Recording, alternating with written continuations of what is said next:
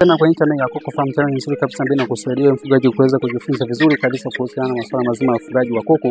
Lakini pia hii channel inakupa fursa ya wewe ambao una mpango wa kuanza biashara ya ufugaji wa kuku au tayari wewe ni mzoefu kwenye biashara hii ya kufuga kuku, kuweza kujifunza mambo mbalimbali hasa kwenye namna ambavyo unaweza kufanya ili uweze kupunguza changamoto ambazo huenda zinakuathiri kwenye ufugaji wako au tayari zishatokea, kuweza kujua mbinu ambazo unaweza kuzitumia ili kusudi uweze kuzitatua hizo changamoto na mwisho wa siku uweze kupata matokeo mazuri kabisa kulingana na ufugaji ambao unaofanya. Jina langu naitwa Lembo Kija, mfugaji ambaye napenda sana hii biashara ya ufugaji wa kuku. Na kitu kingine ni kwamba kwenye masuala mazima ya ufugaji wa kuku, especially ufugaji ambao ndo mara ya kwanza umeanza kufanyia kazi, inabidi uwe makini sana kuweza kuchukua hatua mbalimbali ambazo ni muhimu kwenye ufugaji. Na inawezekana wewe ndio mara ya kwanza kuanza hii biashara ya ufugaji wa kuku, na hivi inakuwa ni ngumu sana kuweza kufanya ufugaji ambao ni wa matokeo makubwa zaidi, kwa sababu kuna changamoto nyingi sana ambazo inabidi uzifahamu ili kusudi uweze kufanya ufugaji wako na uweze kuletea matokeo makubwa kabisa. Lakini kupitia hii video ningependa nishare na wewe, je, unafahamu huwa unatumia maji kiasi gani kwenye chanjo ambazo unazitumia kwenye ufugaji wako wa kuku?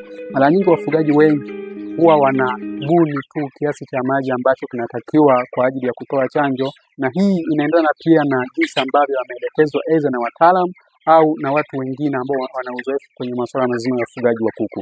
Ndugu mfugaji, ukikosea kuweka ratio au kutumia maji ambayo ni sahihi kwenye eneo lako la ufugaji wa kuku, ukazidisha au ukapunguza, kuna madhara ambayo yanatokea. Na ili kusudi usifanye hivyo, ni muhimu sana kutumia maji ambayo ni sahihi kwa ujazo kulingana na chanjo ambayo unaitumia.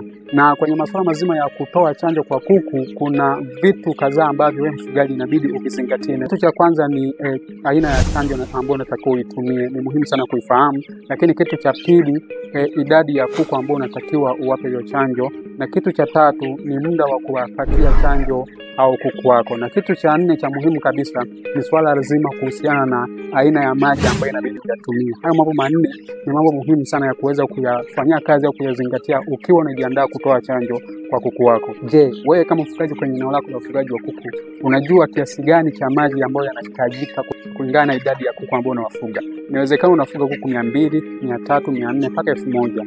Je, cha muhimu ni kwamba unafahamu ni kiwango gani cha maji ambayo inahitajika wakati wa kutoa chanjo kwa kuku wako.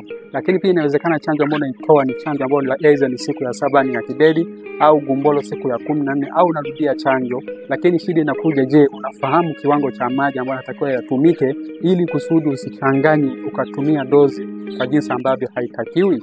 Kama wewe haujafahamu ni kiwango gani cha maji ambayo yanatakiwa yatumike, basi kupitia hivi nataka nikuelezee kwa uzuri kabisa ili kusudi uweze kufahamu na uweze kutumia maji kwa vipimo halisi kabisa.